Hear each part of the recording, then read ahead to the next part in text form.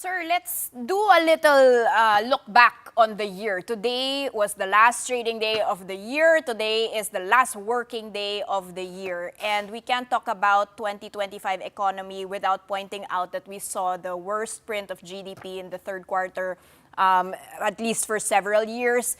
And that was quite linked to the spending of the government that was lessened because of this corruption issue. If we take that away, sir, and take away, compartmentalize that third quarter, compartmentalize this whole corruption, hula baloo, can you say that the economy actually performed well this year? Well, in terms of the economy, minus the third quarter, we were actually doing well. We were over 5%, almost 5.5% for the first half, especially with the tailwinds of the election. Inflation was coming down.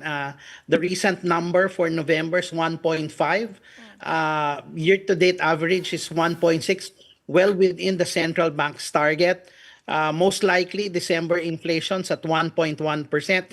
You have to understand that inflation was one of the biggest problems when President Marcos came in. So from a high 6 inflation, we're now down to 1.6%. So to me, this could have been good, especially now that the BSP consumer and business confidence survey are diverging, meaning consumers are ready to spend. It's just that business, because of the transparency and accountability issue, there is a divergence.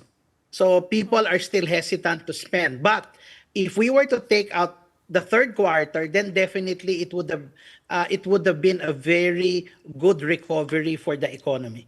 Sir, the missing the targets, no, I have to point this out. It's, I think, the fourth straight year, you can correct me if I'm wrong, of missing our own government's GDP targets. What is causing this? Can you just pin that all again on the corruption issue?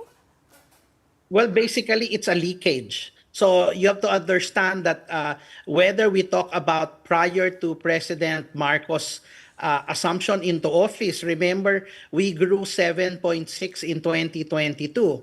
And then eventually the momentum started to come down. And eventually, we can actually see this even in the past. No? Even after we believed in the triple B, the build, we also saw a slowdown in momentum. And again, there are two things to look at. One is the corruption. The other side is the absorptive capacity of government. So no matter how much they're willing to spend, it's really their absorptive capacity to really push it. And that's why it would have been very imperative for the government to prepare the spending program as early as the fourth quarter, because we need to take at least 1 to 2 months for government spending to push through, especially in the first half where infrastructure needs a lot of heat.